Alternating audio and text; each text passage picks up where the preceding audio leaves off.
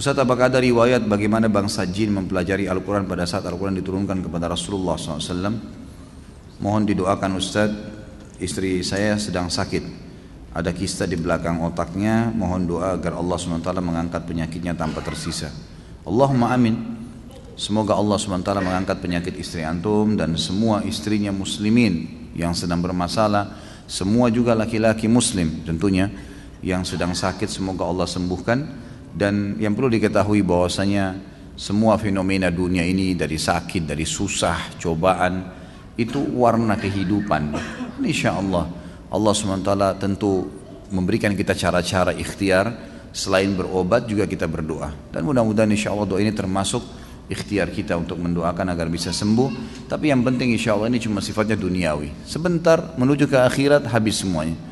Orang yang lumpuh kata ulama nanti di akhirat dibangkitkan sempurna. Orang yang sakit akan sehat. Semuanya laki-laki akan sama postur tubuhnya, semua perempuan akan sama postur tubuhnya. Ya insya Allah ini hanya dunia akan dilaluin. Sabar sambil ikhtiar, terima itu takdirnya Allah, akan ada pahalanya yang besar. Kalau bagaimana bangsa jin mempelajari Al-Quran, satu-satunya riwayat yang saya ketahui, saya tidak tahu yang lainnya, itu adalah riwayat yang menjelaskan pada saat masuk Islamnya jin Nusaybin. Jin Nusaybin, jin yang datang dari wilayah Irak. Dan ini sudah saya jelaskan panjang lebar riwayatnya pada saat membahas sirah juga. Dan itu ada di web, bisa dilihat. Saya lupa ya episode yang keberapa, karena kalau nggak salah sekarang sudah 27. Waktu peninggalnya Abu Talib dan Khadijah, maka dikenal pada saat itu tahun kesedihan, karena Nabi SAW sangat sedih. Maka Allah SWT menghibur Nabi SAW dengan dua kejadian besar, masuk Islamnya jin Nusaybin dan Isra dan Mi'raj. Nah, masuk Islamnya jin Nusaybin diceritakan oleh Ibnu Mas'ud radhiyallahu anhu dalam hadis yang sahih. Beliau mengatakan, saya pernah jalan bersama Nabi SAW ke wilayah dekat Ma'la, kuburan yang masyarakat Mekah pada saat itu, dan Khadijah dikubur di situ radhiyallahu anha. Maka Nabi SAW menggaris sebuah garis lalu mengatakan kepadaku, jangan kau ikut. Lalu kemudian aku melihat Nabi SAW jalan terus menuju ke sebuah padang yang luas. Lalu aku melihat ada orang-orang yang mendekati Nabi SAW yang kepala mereka seperti kendi. Lalu mereka terus mengurumuni Nabi SAW sampai hampir menutupinya.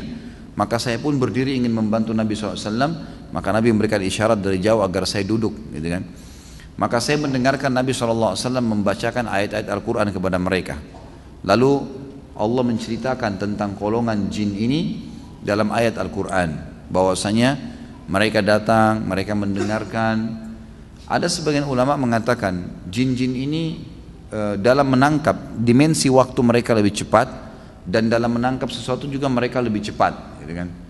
Jadi bisa saja terjadi hal-hal yang lebih cepat dari apa yang dibayangkan oleh manusia, seperti kasus masalah menangkap, menghafal, ya, menerima.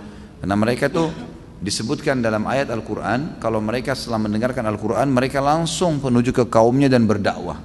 Langsung mereka lakukan itu. Berarti mereka langsung memahami itu. Mereka langsung memahaminya. Ini riwayat yang disebutkan. Tentang bagaimana mereka mempelajarinya, apakah seperti kita dari huruf hijaiyah dulu dan seterusnya, ini saya tidak pernah tahu. Tapi pengalaman saya pernah meruqyah, ada jin yang mengaku kafir.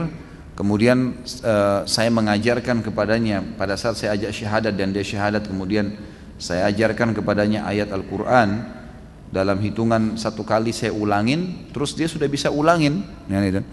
Dari pemahaman saya pada saat itu sebenarnya dia langsung bisa menangkapnya.